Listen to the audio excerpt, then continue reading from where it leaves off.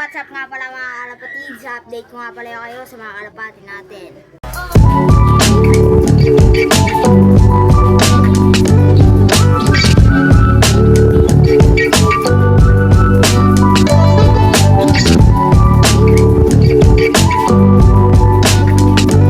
So, ito nga pala ang ating sibong. Napaka-botsurog niya, no? Botsurog. Ang laki ng nanay nito sa tatay, minanaan na. Ito nga parang kanyang parents. Ayan, puti, tsaka blue bar. Ayan. At itong kinalabasan. Ayan. Tignan mo naman yung kulungan natin mga kalapatids. Kahit ganyan lang yan, at least may kalabate. Next. Exhibition. Yan nga. Yun nga para mga kalapatids, ito naman natin ang next na sibong. Ito, kakapisahan nga kahapon. Kapisa lang. Meron mga kulungan doon. Keso, ang problema, wag dito nila ng itlog, mga kalapatids. Pero inayaan ko na, napisa naman. Pero ito pala guys, itutong itlog nito, nabuhok mga kalapatids, sila ang saklap. Kaya yan, nagpaya lang tayo para di sila masangko.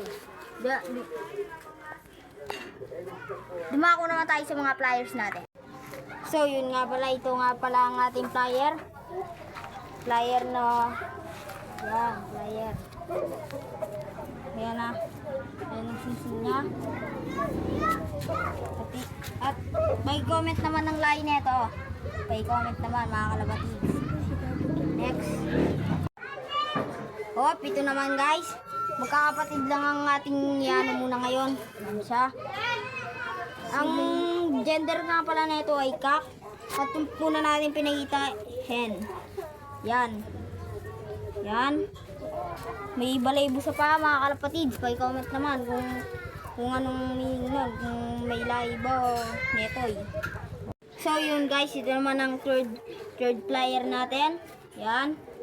Kapareho lang nung mata ng nauna. Pag-comment ng laye. Kapareho nung mata ng nauna. Pareho lang. At ito guys, napakalaki. Hindi ko na nabigyan ng singsing. At napakalikot na bunutan. But na lang guys, tumutubo na. Gumaganda na. Yun, magpapalipad nga pala tayo ng mga pliers natin. So yun nga guys, papawalan na natin to. Tatlo lang to, yung mga pinakita ko lang kanina. Nga po, puro nga checkered nga kalapatids, magkakapatid dyan. Tira natin ang kanilang likaran.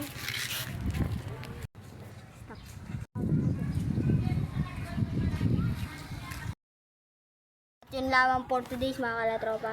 Bye-bye!